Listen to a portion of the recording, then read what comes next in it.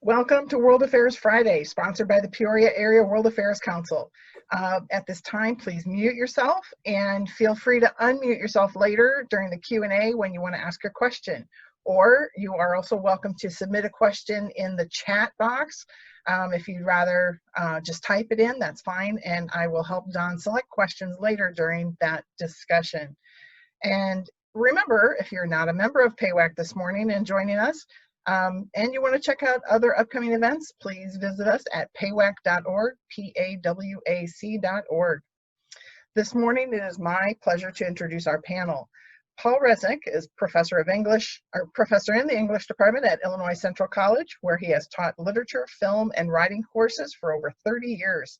During the summer of 2009, Paul spent 5 weeks in Turkey on a Fulbright scholarship with other educators. He has traveled all over Turkey, including Istanbul, Ankara, Konya, Izmir, and Bursa, to name a few of the cities. He is married with a son and daughter who are both in college. Keith St. Clair is a professor of political science at Grand Rapids Community College, where he teaches government and international relations. He also serves as faculty advisor for the Foreign Affairs Club, which attends the annual American Model United Nations. He holds 2 degrees from Illinois State University, a Master of Arts in Political Science, and a Bachelor of Arts in Sociology. He is past president of the Michigan Political Science Association and the United Nations Association of Grand Rapids. While in graduate school, he interned in London working as a research assistant for a member of the British Parliament. He has since traveled extensively worldwide, especially to the Middle East, which is an area of specialty for him. Our moderator today is Don Sanford, a master teacher of social studies who retired from Eureka High School. Since participating in the exchange program for educators sponsored by the Turkish Cultural Foundation in 2011, he has become a self-styled local expert who follows events and policy with Turkey closely. Don currently serves on the PAWAC Board of Directors. He has served 2 terms on the National Board of Directors, and he is past president of PAWAC. On a side note, when the world returns to a little bit of normal, Don plans to lead a tour to Turkey as soon as it's safe. So stay tuned for that. Don, take it away. Thank you. I'll mention right now that it is scheduled for October here 2021, and hopefully we'll excite some of you today, and that you'll be able to join me next fall, that it'll be safe enough, we hope. I'm going to get right into this because we have a lot to cover today. And so I'm going to just go ahead and introduce Keith, who is going to kind of give an introduction to the topic we discussed yesterday. We've kind of broken this up, and I want you to hear more from Keith and Paul, since some of you have heard from me about Turkey tons of times. So I'm going to limit myself. And Keith, I'm going to turn it over to you. Thank you, Dan. Yeah, my name is Keith St. Clair. I'm glad to be here, and the topic today is Turkey and its alliances with the United States and the Middle East. I think in order to understand where Erdogan, the leader, president of Turkey, is taking the country, you really have to understand the makeup of Turkey, a little bit of its history, and the surprising diversity that exists within Turkey that I'm not sure a lot of people know about. I think this has created existential threats that Turkey perceives to itself amongst its neighbors, that is really driving its foreign policy decisions that Erdogan is making. And to begin with that discussion about the makeup of Turkey itself, I'm going to turn it over to Paul Resnick. Paul. Thank you, Keith. I'd like to just give a little background to some of the tensions in Turkish culture. Can everybody see that, Angela? Yeah. So there is an artistic depiction of Mustafa Kemal Ataturk. He's considered the founder of modern Turkey in 1923. And I want you to pay particular attention to the clothing that he's wearing. He's wearing very Western clothes, a suit and a tie. He's not wearing any kind of Muslim attire. And when we think about Turkey, we think of a Muslim country. It's 99.8% Muslim. But ever since Ataturk founded the modern Turkey in 1923, he instituted what we would consider draconian laws to make what he saw bringing Turkey into the modern contemporary world.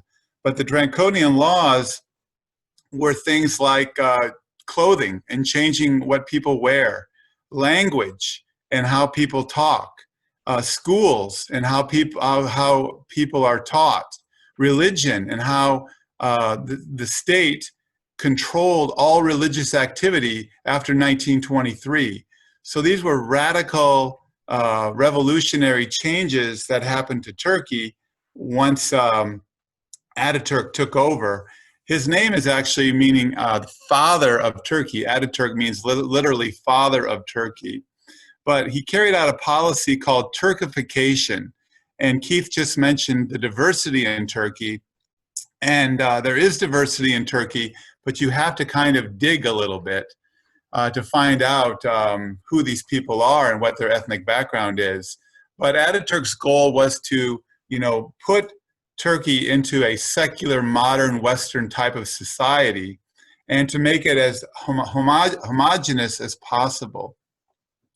So I want to show you a couple things, a few slides here. The next slide is some contemporary clothing. For example, Ataturk got rid of the fez, the traditional men's hat. He got rid of the coverings for women, the head coverings for women. He wanted to ban all of this traditional Muslim men's and women's clothing. So this is a contemporary picture taken in 2009 when Keith and I were in Turkey. And notice the young woman on the right. They're proud that head coverings for women today are an option. They're not mandatory, they're not required. But look at the young woman in the middle of the photo. She doesn't have any head covering. She looks very modern, looks very Western. So this is the kind of thing you see on the streets in Turkey, those differences of dress. And as I said earlier, there's definitely a tension in Turkish society between the secular and the religious. Here's another interesting photo. I was walking down the street and I saw this. On the left are what's called burkinas, and that's taking two words, a burqa, which is traditional Muslim dress, and a bikini, and making it into a burkini. And so what you see here are clothing that's recommended for women to wear when they go to the beach. On the right is clothing recommended for men and women if they plan to go on the Hajj, on the pilgrimage to Mecca. And so it's so interesting to see these differences of clothing in Turkey today. And then here we have a complete black hijab. I didn't see this as often in Turkey. You don't see it as often. It comes, you'll see obviously a lot of this in Saudi Arabia, but you did see this kind of women's dress once in a while in Turkey. So clothing was a big change that Mustafa Kemal Ataturk instituted after the revolution in 1923. Another big change he made was with language. Non-Turkish minorities were pressured to speak Turkish in public, and the last names of non-Turkish minorities had to be changed to Turkish-sounding last names. So can you imagine everybody in our country having to change their names to American-sounding names? Or now you have to wear certain dress. Or now the schools would now be teaching Western disciplines. The other area that was changed was religion. And I said earlier that the state controls all religious activities. Even though 99.8% of Turkey is Muslim, the state was now in control. While we were there, we went to a number of different mosques in our 5 weeks there. Of course, we went to the Blue Mosque in Istanbul. We went to mosques large and small, grand and modest. And in these mosques, especially in the rural areas, I saw what were called madrasas, or these religious schools. And here are children in a mosque learning their Quranic instruction. And I just remember at one time in our political landscape, how evil madrasas seemed to be. That was one of the political things back in our culture a while ago. And here were these children learning the Quran. It didn't seem threatening to me at all. There's other children here that I took pictures of, and Keith took pictures of. So they're all learning the Quranic verses in Turkey while they were there. The other photo I want to show you is, this is not the best photo because it's from my camera, but this is in the Hagia Sophia. And you see these huge medallions with Quranic verses that were installed in the 1890s in the Hagia Sophia in Istanbul.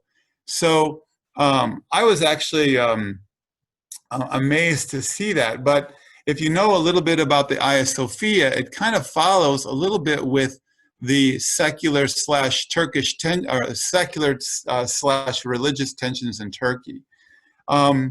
We know that Justinian built the Hagia Sophia, which is really like St. Peter's, but he built this in 532. 1,000 years later, the Ottomans took over Constantinople, and Mehmet the Conqueror turned the Hagia Sophia into a mosque. And they plastered over all of the religious iconography in it, because in Islamic art, it's abstract or decorative art rather than human likenesses. So it was all plastered over. And then when Ataturk took over and Turkey became secular and all of these radical turns happened, they started peeling back these images and turned the Hagia Sophia eventually into a museum. And only recently, with Recep Erdogan, he has converted the Hagia Sophia back into a mosque now, i.e. they say on a limited basis, but it's been turned back into a mosque. And that has really delighted conservatives and nationalists who see that as a very good thing. One of the tensions, again, with religion and secular is that the religion binds Turkey to the Middle East, yet the secular laws bind Turkey to Europe. And what's interesting is we met with representatives from the European Union, and they told us exactly why Turkey will not be allowed to join the European Union. And it was so interesting to find out why. They said straight away it wasn't economic reasons. Turkey had its house in order when it came to economics, but when it came to the social situation in Turkey, that's what they most objected to. For example, in Turkey, men own 90% of all land in Turkey. So there's no kind of gender equality when it comes to land ownership in Turkey. That was one thing they pointed to. They pointed to a lot of the various restrictive laws on women in Turkey. So those kinds of social issues were a problem. A couple of other things I want to say before we move on. I remember going to a big, huge supermarket looking for like a quick something I could microwave and bring back to my hotel room. But it was shocking to go into a grocery store in Turkey because everything was the opposite of our grocery stores here in America. For example, there would be barrel after barrel of olives or barrels of flour. Everything was unprocessed. So whatever you bought in these big, huge supermarkets, you had to go home and cook yourselves and make yourselves from scratch. And most women do stay at home and do cook and do raise the children. So it's a very traditional society than what we're used to. In terms of politics, again, this secular religious conflict or tension, it's interesting to see the Prime Minister, Erdogan, who constantly points to the Ottoman past rather than to Ataturk and the Kemalist secular past. So he'll glance over the secular current, the current secular state and look to the Ottoman past and the greatness of the Ottoman past. And really not even look at borders. And I know Keith can talk more about this, but it's interesting to see these secular and religious tensions play out on the streets, play out on the politics, on the internal politics, and play out even in international affairs. And I think I want to move on now, I think, to Keith. Is that right, Don? Yes. Uh-huh. Okay. Thank you for that, Paul. And just to build on the internal frictions between the secular and the Islamists that Paul kind of touched on, you also have a surprising amount of ethnic diversity that exists in Turkey that isn't immediately apparent. After World War I, when the Ottoman Turkish Empire was dissolved, it was Kemal Ataturk that founded the republic on a secular basis, and his supporters become known as Kemalist. And as Paul mentioned, he was the one who created the Republic of Turkey and what we know as the modern state of Turkey. And he also had to create a national identity where one didn't really exist before. So when, you know, I found that when I was traveling with Paul in 2009 on Fulbright that we received through the Midwest Institute, one of the things that really stuck out to me was what it really meant to be a Turk. And I found it surprisingly similar to what it means to be an American, in that it is an assumed identity. And that assumed identity for us as Americans has certainly changed since our founding, but originally to be an American really was to be a WASP. You had to be white, Anglo-Saxon, and Protestant. And if you weren't that, then you weren't really an American, whether you lived here or whether you didn't. And in the sense, in Turkey, it's kind of like that. Kemal Ataturk had to create a national identity out of an empire, the Ottoman Turkish Empire, which, like most empires, was completely multi-ethnic, multi-sectarian. And so he had to create some identity to found a new state. And he did that by embracing the Turkish language. So to be a Turk today, after Kemal Ataturk founded the state, was to really to be descended, or at least claim descent from the Turkic peoples that settled across Asia, to speak the Turkish language that he spoke, and to be a Muslim, and specifically a Sunni Muslim. And so I kind of compare that to the WASP identity that Americans adopted, in that for Americans, you had to be, you had to be Anglo-Saxon, meaning you spoke either English or one of the Germanic languages of Europe. And the Germanic languages are German, Dutch, or English. And then you also had to be white, which was to have some racial descent from the Aryans, or what used to be called the Aryans, now we call them Indo-European language family, that settled most of Europe. And then you had to be Protestant. And Catholics for a long time were not really considered, they were considered suspect, and at least by many Americans. And that we saw that identity for Americans evolve. It's certainly broadened over a 200+ year history beyond the original WASP identity.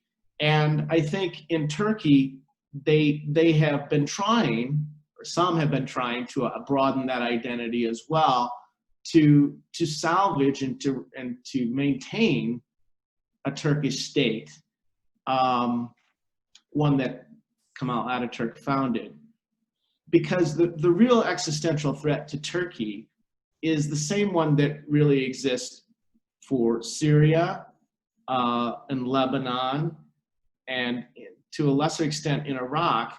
But you still have in all of those countries ethnic and religious differences that threaten to divide and break apart the states that were created out of the post World War I settlements.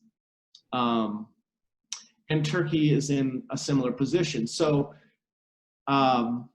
just as in Syria, where you had a state that was multi-ethnic, and you had Assyrians, you had Arabs, you had also different religious, you had Jews, as a matter of fact, and then you had different religious affiliations, the Alawite ruling regime of Bashar Assad, and then you also had Judaism, you had various Christian sects, as well as various Muslim sects.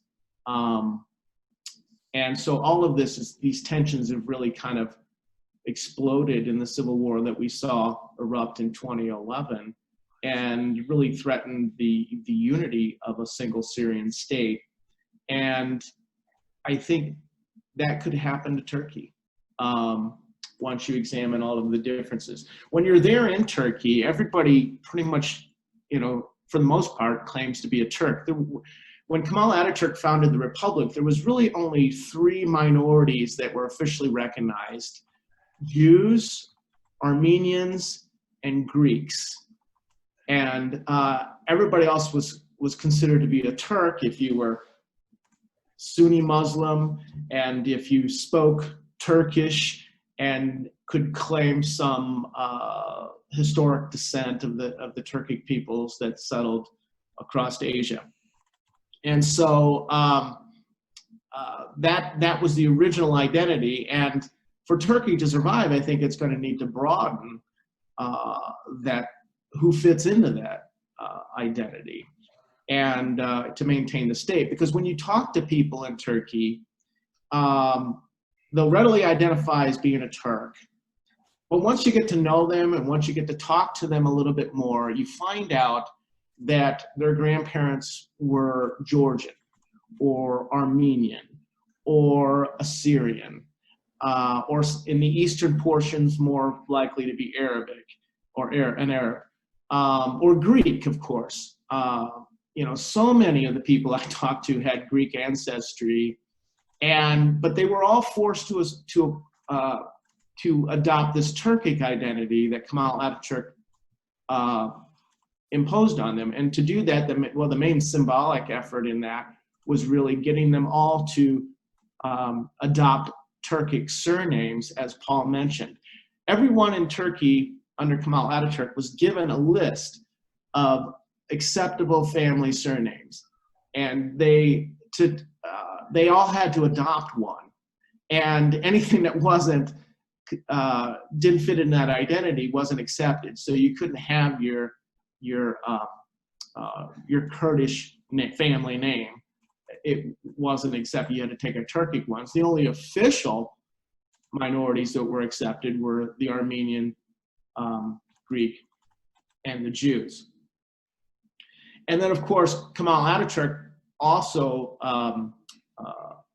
Latinized the whole language, adopting the Latin script for the Turkish language, whereas previously it had been, I think, an Arabic script that the Ottoman Turks had used. And so the modern alphabet in Turkey is one that's Latin-based, that has really cut them off, at least linguistically, from many of their Middle Eastern neighbors, and from their own history, because now many Turks can't read any of their history that existed before World War I, because they can't read it any longer, because they've now learned this new Turkic script.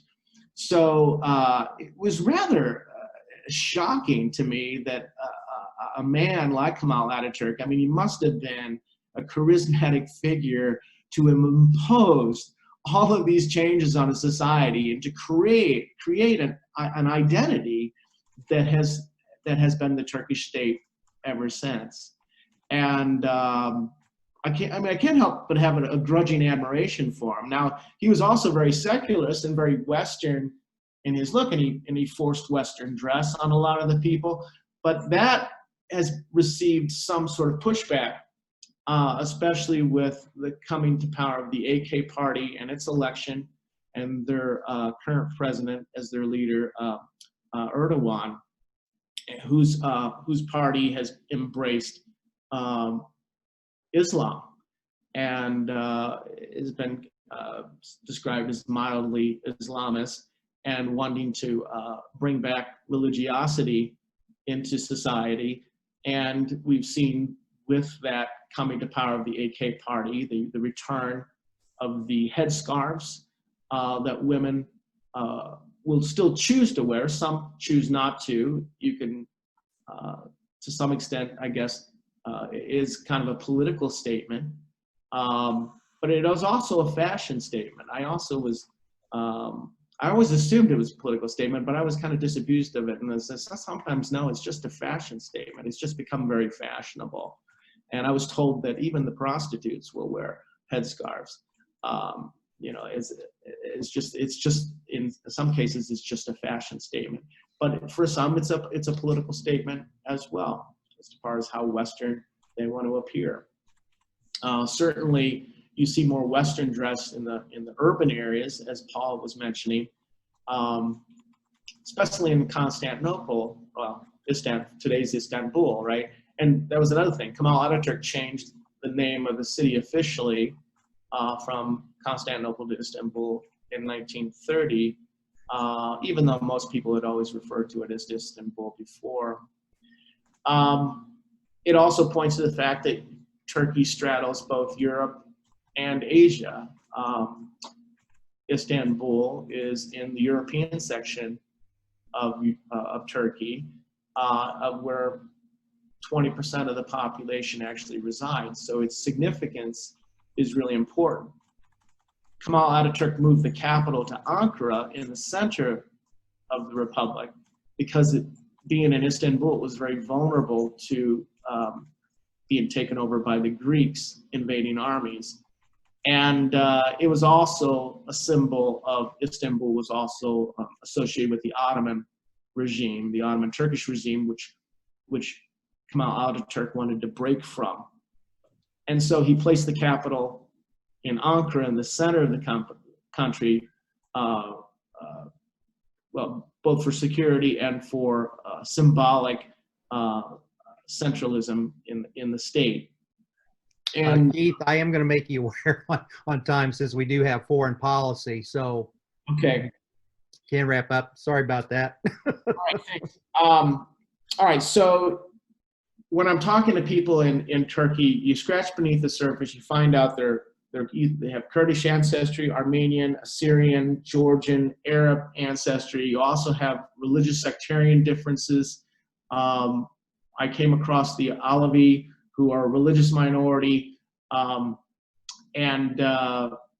they are a kind of syncretic faith, adopting some aspects of Islam. They revere Ali, Muhammad's cousin, who married his daughter, and in other respects, they have adopted some aspects of shamanism that predated in that part of the world. In one particular instance I wanted to mention, they were trying to create a place of worship for themselves. And the Turkish officials, the story said that there was already a mosque in that town, that they weren't going to build another one. And the Alevi were saying, well, we're not Muslim. And the Turkish official said, yes, you are Muslim. You're just very bad Muslims. There was just a refusal to recognize, as there is, to paper over the differences, both sectarian and ethnically, within Turkish society, and just assume that everybody falls into this identity known as being a Turk. And this is what threatens to break it up. Now, certainly what's breaking up Syria is a threat to Turkey itself, which they perceive as an existential threat. So that is why Turkish military has invaded Syria, to make sure that that doesn't spill over the border, and to kind of create a state across the border that they would see as friendly. And Erdogan has been trying to depose and get rid of Bashar al-Assad's regime in order to replace it with a Sunni Muslim, which really, they're not a minority, they're the majority in the country, and they just haven't ruled. They've always been ruled in recent years, or recent century, by the Alawite minority that exists there. And this has put him into conflict, at least on that score, with Iran and Hezbollah, who, being Shias, they back the Alawites. Now, of course, the Turkish rebels are losing the war to Bashar Assad, and Assad is on the verge of winning that civil war, but Turkey has made it clear that they're going to create a zone that they're going to occupy to maintain their interest and to protect their the people that have been fighting for them, the rebels. And it was President Donald Trump's decision to cave to Erdogan's demand that the United States military vacate the areas that were being used to protect the Kurdish rebels in Syria. And the Turks have replaced those areas with their own military at the moment. And their interest there is they obviously see the Kurdish minority in Syria as a threat, just as they see the Turkish or the Kurdish PKK party within Turkey as a threat. There's more Kurds in Turkey today than there are in the other states that have Kurds: Iran, Iraq, Syria. Turkey has the most Kurds. And there's parts of Turkey that there are run by the Kurds, or at least unofficially. I remember going to Diyarbakir in one of my subsequent visits to Turkey, and my Turkish guide he would take me to the city, but he said he wouldn't spend the night because it was a Kurdish city. And really the only evidence of Turks that I saw in there were the officials and the police.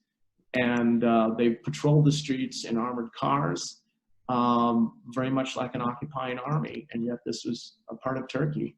And there the Kurdish people would readily tell me their surnames in their own language, and then they would say, well, my Turkish surname is this, as a nod to what the government had previously required. Of course, they're demanding that they be able to teach their language, and not all Kurds even know their own language in Turkey. So there's that in Syria. That's a concern to Erdogan of Turkey. He's also fighting to help the Azeris in Azerbaijan take back Nagorno-Karabakh against the Armenians that had been taken by the Armenians, had been created as an Armenian enclave under Joseph Stalin when it was part of the Soviet Union. But after the Soviet Union broke up, the Armenians seized the territory, and they had held it up until this year, where they've lost significant ground this year. The Azeris have been in Azerbaijan have been emboldened. They're a Turkic-speaking people as well, and it was really the Armenians' miscalculation in that they fell out of favor with Vladimir Putin of Russia. Russia had traditionally been the protectors of the Armenians.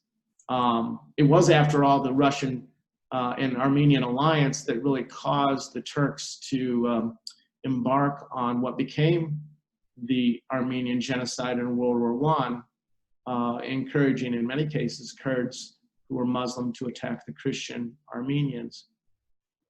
Now, in the recent, there's been a peace deal, and the Armenians kind of got the worst of it this year, and it's again, it was because their president had come to power through a popular uprising. That Vladimir Putin is very down on popular uprisings, as he sees that sort of effort a threat to his own rule in Russia. And so because of that, and falling out of favor with Putin, has allowed Putin of Russia to make a deal with Turkey to allow Azerbaijan to take what it could, and they did. In the case of Libya, Turkey's backing the UN-backed government in Tripoli, that's in the western portion of the country, And in return, they've been given rights to drill for oil in the Mediterranean that Greece and Cyprus also see as theirs, and so that's causing conflict. But anyway, so and really the UN-backed government of Libya was really had his back up against the wall against the rebel general and his government based in Benghazi, and it was really only through Turkish intervention there that the UN-backed government of Libya was able to push back the renegade generals' armies. And so now you really have kind of a more equal divide in Libya that looks like it might be a stalemate for the foreseeable future. And then over that, of course, I mentioned Cyprus, which I also had the fortune of being able to go to. And that remains a divided country. And Nicosia, its capital, is the last divided capital of Europe. What happened is that when the British gave Cyprus its independence in 1960, by early 1970s, with Greek encouragement, the Greek Cypriots, the Greek-speaking Cypriots, took over the government, and then the Turks invaded on behalf of the Turkish-speaking Cypriots and created an enclave in the northeastern part of the island. And they still hold it. And the Turkish government has encouraged Turkish settlers to come and occupy the homes and properties of Greek Cypriots who fled that region to the south. And so you've got Cyprus today divided between a Greek-speaking Cypriot south and a Turkish-speaking Cypriot north. And although officially Cyprus is a member of the European Union, Turkey has not really respected the trade rights that come with that, and that's proving to be another obstacle for Turkey's admission to the European Union as well. Keith, we have about 5 minutes left. Let me ask you and Paul, because I want to make sure we do get this covered, because we've already got a lot of questions starting to come in. So I want to make sure we do go get till 1 to those. noon. Yeah. And 1 my time. 1 your time. Between both of you, could you just kind of summarize briefly the issue with the Russian anti-missile system? Any other conflicts with the EU? And I know Paul, we won't give you a lot of time, but you can also mention about the refugee crisis. So if you can kind of summarize kind of quickly what those issues are, and then we'll get to the Q&A. Well, I think Keith could speak to the Russian missiles better than I could, but I just want to add one thing about what Keith is talking about. And according to what I've read recently, Recep Erdogan really has, or is stressing, a pan-Islamic viewpoint. And what does it mean to be a pan-Islamic viewpoint? It means that Turkey, as Keith has been doing so well describing, Turkey has its hand in a lot of other Muslim nations. And when we think about the Ottoman Empire and how many countries the Ottoman Empire covered, they see their role as, as at least Erdogan does in Turkey, that they're going to help their fellow Muslims, and they're going to protect a Muslim identity and think back to the glory years of the Ottoman Empire. So I think that's interesting. I'm thinking specifically of Azerbaijan and Armenia. When we were in Turkey, there's no mention of the Armenian genocide, and we know even if U.S. politicians mention the Armenian genocide, there's blowback to our own politicians in our country about that. So the Turks not only repress that, but they also push back against it and saying, basically that it didn't happen. But Keith could, talk about the Russian missiles that were sold recently to Turkey. Well, thanks, Paul. I just want to comment on that. about the Armenian genocide. It's interesting that Iran has used that against the United States because the United States have been very critical of Iran for hosting conferences debating the reality of the Holocaust against the Jews, even though they've never really officially said one way or the other, but just the fact that they're holding conferences debating it. We've encouraged them to recognize the fact that the Holocaust against the Jews occurred in World War II, and the Iranians have always turned the tables on us, and they wanted the United States to recognize that an Armenian genocide happened in Turkey, and that is kind of an embarrassment because Turkey has been one of our allies, and we certainly don't want to be seen as reminding them of that. As far as the weapon sales, it is true that the Turkish government has recently procured weapons from Putin. There's been kind of a rapprochement with Vladimir Putin of Russia and Erdogan of Turkey. They're both very strongman rulers that haven't really tolerated a lot of dissent, and in that respect, they've kind of found a kindred spirit in each other, even though historically Turkey and Russia have, and in some cases remain on opposite sides in certain conflicts. And so as part of that rapprochement, Turkey has purchased these weapons from Russia, even though Turkey is a member of NATO, and we see that as a threat to the NATO alliance because our weapon system should be coordinated and interchangeable within the NATO alliance, and to purchase weapons from outside, especially from Russia, a historical target of NATO, and one reason it was created, in many people's eyes, threatens the alliance and the future of any military action that may be required against Russia. If we're using Russian weapons, it's going to give the Russians an advantage if NATO is going to be, at least one country in NATO is using Russian weapons. And of course, Putin is doing that because he wants to break up NATO, as he wants to break up the European Union. And so he has found an open ear to that in our president, Donald Trump. So anyway, that was what encouraged the weapon sales and why they're controversial. John? Great. Paul, anything very quickly on the refugee?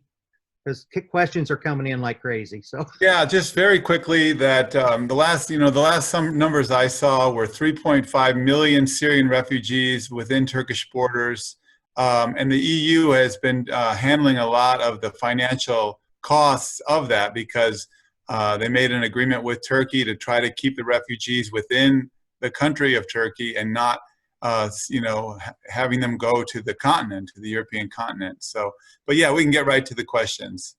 All right. Well, I wanted to throw in very quickly, we can't leave without Fethullah Gulen, which if you were to ask a Turk today, what is the major antagonism with the United States, that would be the issue. It is hot. And just very quickly, Gulen was an ally with, he has a movement, they call themselves Hizmet, which means service. They had a falling out about 2011 when predominantly Gulen supporter prosecutors investigated Erdogan, sons of ministers, or it wasn't directly Erdogan, but I think it was one of his sons, in a massive corruption scandal. And it was that charge that the government illicitly traded gold with Iran in exchange for oil and undermined the international sanctions in place that time. Erdogan went ballistic. And with that falling out, a war really erupted behind the scenes. Ever since that time, Gulen has had to live in the United States due to, I'm not going to go through all of it, some earlier situations before the AKP party took over. He lives in Pennsylvania, and the military, what was left of it, Erdogan had been neutering the military because it had always been in charge to overthrow someone who got away from the secular democratic process. They've intervened before. Erdogan knew that, so he really was purging in a fake scandal that these officers were not actually guilty of because there hadn't been any illegal activity. He had purged many of the top officers. And so a coup took place in 2016. And what happened was Erdogan blamed Gül. He said he was behind it. Many Turks believe the United States was behind it because we keep Gül here. They want him extradited. And as a result, with it failing, then that really just completely took away, really the last threat to Erdogan. And he has been in the process of purging Gülenists in police, judges, any position. Also, he charges people who are not Gülenists. It's just a method to get rid of his opposition. So this is really a heart and soul in it as a foreign policy issue. He keeps saying he's got evidence. I've researched this extensively with experts on this. There's no evidence. You can understand why he would think that way, but they're blaming the United States that he is not, in fact, returning Gülen. So that is a major, major bone of contention right now between the two countries, and Erdogan and his supporters are not going to let that die. So a lot more to it, but maybe we can do that in another program sometime. So Angela, if you'll lead off with the first question, I'll go through here myself. Okay, I'm going to ask a really quick one first. Is the Quran, as it's taught in Turkey, is it in Turkish or is it in Arabic? Good question. Yeah, I can't answer that. Maybe Keith can. Keith? Yeah, it was relatively recently that they started doing it in Arabic. Okay. So, but it for a long time had been in Turkish. Okay, very good. And then let me ask another one. Wes asks, the Turkic language originates in the Far East in Asia. How much solidarity does Erdogan feel or seek with other Turkic-speaking peoples? And do you see Turkey in the future tilting more toward Russia and perhaps even leaving NATO? Well, I think there's a natural affinity for people who have a common language. I know, Americans feel an affinity for people around the world who speak English in Australia, New Zealand, certainly the mother country, United Kingdom. And so I think that's a very natural thing. And I think it's certainly true in Turkey as well. The other Turkic language groups across Asia and in the various countries, the Kazakhs in Kazakhstan speak a related language, the Uzbeks in Uzbekistan, the Turkmen in Turkmenistan, even the Uyghurs in northwestern China, Xinjiang province, speak a Turkic language that is to some extent mutually understandable for Turks in Turkey. And so, yeah, there is an acknowledgement, a deep sense of pride on where their language comes from in the invading Turks of millennia ago. In fact, one of the scandals involving the military officers, or the suspicion of a military coup in recent years, was called the Ergenekon scandal, precisely because Ergenekon was this mythical valley that the Turks come from originally in Central Asia. I must say that now that I mentioned that, not only was the government constantly fearful of a military coup, because the military has done coups in many cases in the 20th century, but there's this constant fear of just a sense that Turkey is under siege. I think it goes all the way back to the end of World War I, when Kemal Ataturk had to create this state, when it was in the process of being carved up by the Greeks, Italy, Britain. Everybody was ready to carve up what was left of the Ottoman Turkish Empire, and Kemal Ataturk led the resistance to that. And I think that sense of being under siege has never really left them. And they see themselves under siege in their foreign policy, and they also see it within their domestic politics. In fact, the first time I heard the term deep state was in 2009, when Paul and I were traveling there. And of course, Donald Trump has the same paranoia, always talking about the deep state that's here, that he's under siege from, that his allies like William Barr all of a sudden are now perceived as being a part of. It's just this is the same mentality. It's the exact same mentality that we hear from Donald Trump about this fear of the deep state within the FBI, the CIA, resisting him, trying to overthrow him. And it's the same attitude that you see by Erdogan, and the fear amongst the secularists and military establishment types in his country that he fears are trying to overthrow him. Okay, Angela, I'm going to move to your question, but before, I wanted to add what Keith was saying, that the problem is just like in this country too. As you kind of purge who you think is in the deep state, you tend to lose your top talent and you bring in people who aren't, and that happened in the military. Turkish military was really highly respected, highly effective. He has gutted a lot of the top talent. And so my contacts that I know have said that the Turkish military has been greatly weakened, as well as some of the government agencies as well. Now, Angela, you've got I think a really great question here.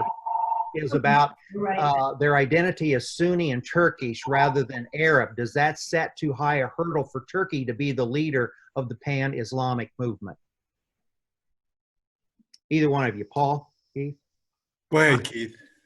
Well, I don't think the Turks see it that way. the Arabs might see it that way. For a long time, the successor the successor to Muhammad, the authority for the faith, was known as the Caliph among Sunni Muslims, who and that title was held by Arabs up until the Ottoman Turkish Empire conquered Egypt, when they had the title ceded to their sultan, the Ottoman Turkish Sultan, and he held the title of Caliph all the way up until just after World War I and his abdication of both Sultan and Caliph. And since then, nobody has really claimed title to the Caliph, the term Caliph, which means successor to the Prophet. And that's fine. I mean, I don't think there needs to be one, but for the longest time, I don't think Arabs ever really respected the Ottoman Turkish Sultan as the Caliph, precisely because he was a Turk and he wasn't Arab.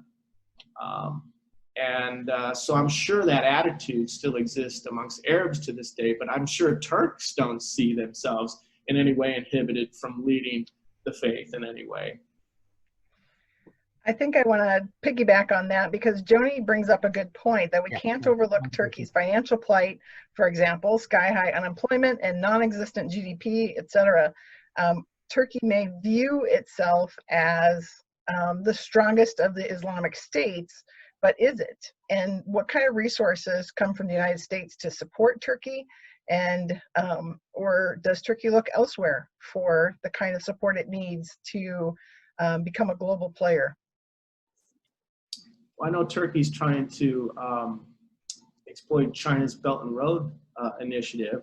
The ancient Silk Road went through Turkey to Europe from China.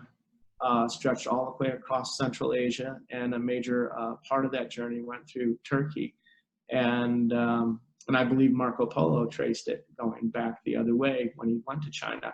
And so China is really investing a lot in Central Asia to rebuild what was the ancient Silk Road. They now call it their Belt and Road Initiative.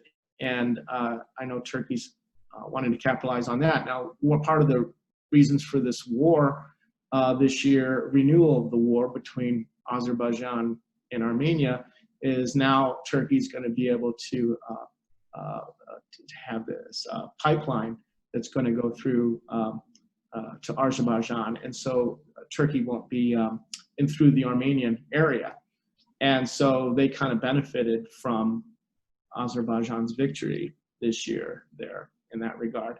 As far as U.S., we have a major military base in Incirlik in Turkey, and certainly that has provided income for that region.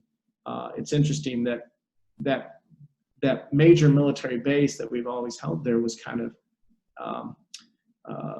well, its usefulness was mitigated because Turkey opposed our invasion of Iraq in 2003 and would not let us invade Iraq from neighboring Turkey. We had to come in through the south, and that definitely limited the operation. Did I answer that question? I wanted to add too that the economic depression there conditions are really bad. The lira, Turkish lira, is in bad shape.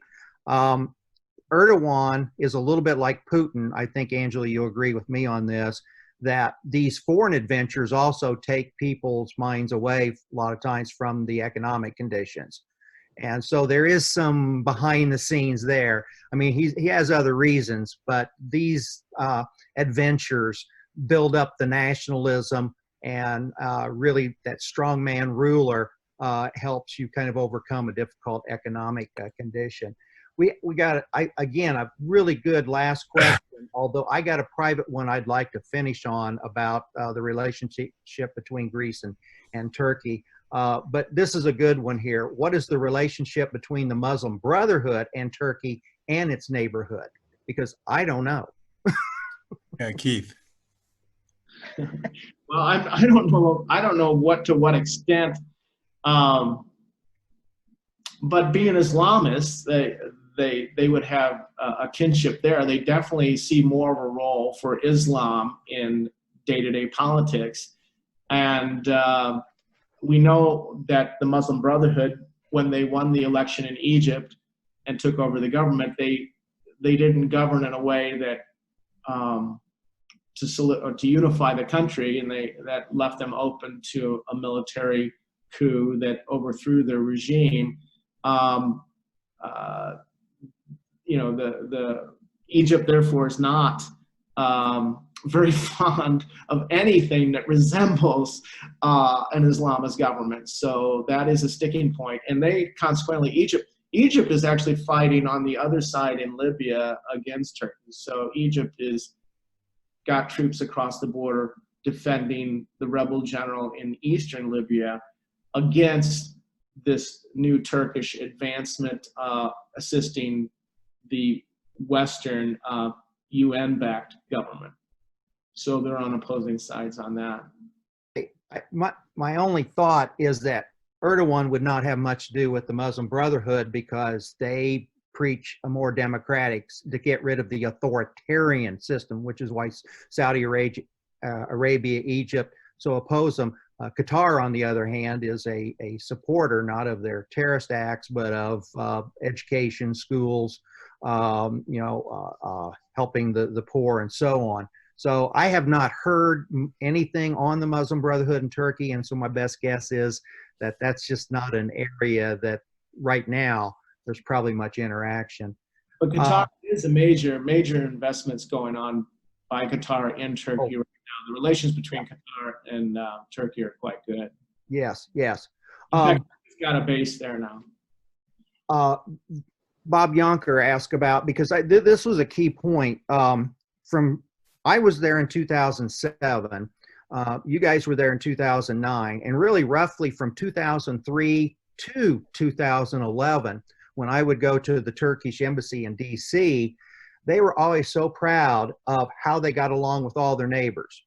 And, you know, that they were good diplomats, they had fostered, and Bob, relationship with Greece was probably at an all-time high when we were in Turkey. I had a retired captain from Special Forces who was our tour guide, and he mentioned to me he had a lot of friends killed by the PKK in battles down there, but he had, you know, talked about how we used to just hate the Greeks, and, you know, you were just looking for an excuse to invade them because they were looking to invade them first.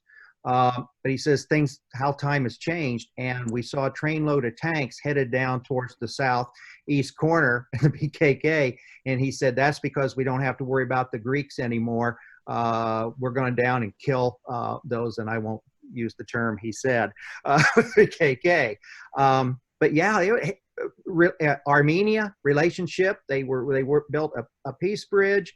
I mean, relationships then were great, and we're about 180 degrees today with Erdogan from what Turkey was when we first went there, because Erdogan made the change. And it seems like 2011, the attack on the aid ship to the Palestinians by the Israeli commandos killed Turks. It just like something flipped a switch in there, and Erdogan and the moderate voices of President Gül, people I thought that would, you know, maybe balance or compete against Erdogan, have gone silent. And there's no freedom of press. I mean, he has really eliminated that. And so they've become, as our title says, a very difficult ally to deal with. All right, wrap up, Paul, Keith, final comments? Yeah, just one thing that we could go on, because I'd be interested to hear from Keith about his recent trips to Turkey compared to the one where he was there the first time in 2009, and how the country has changed, because his personal experience there would be interesting. But just one last thing, you know, what I saw in Turkey was a lot of pride, a lot of nationalism everywhere. And that was shown by the flag. You see the flag everywhere you go. It's almost like when you're around our country, you see our flag wherever you go. In Turkey, it's that way. Take that times 5. I mean, it's everywhere. So whether there's all these simmering, you know, problems underneath the surface, on the surface, it looks like lots of unity, pride, and nationalism. Anyway, Okay. Thank you. All right, I'm gonna have to turn it back to Angela because we're at 12:05. So That's all right. If folks want to stay on, especially our speakers, I'm sure we can do that. But otherwise, I am going to wrap it up and say, on behalf of the Peoria Area World Affairs Council, thank you, gentlemen. This was a very thought-provoking and very rich discussion of Turkey today, and we appreciate your time and comments. For all of you, tune in on Thursday to Global Peoria, which is our news review with Shelley Epstein. We'll pick the topics next week. There are lots of topics we could talk about next week, but we pick them so that they're very timely about Tuesday, and then we'll let you know what that is. And next Friday, we have the Consul General of Mexico, Ambassador Reina Torres Mendivil, who will be speaking to us about Mexico's perspective of U.S.-Mexican relations next Friday at 11 a.m. So if you are not a member, become a member. You can find information about these and all of our upcoming programs. There are more in the works at paywac.org. Follow us on Facebook and Instagram. I think we are renewed on Twitter as well, thanks to Kate. And so with that, I will tell everyone, have a wonderful weekend. Again, if you want to hang out for a few minutes, and gentlemen, if you have a couple of minutes, we'll stay. But otherwise, have a great weekend, everyone.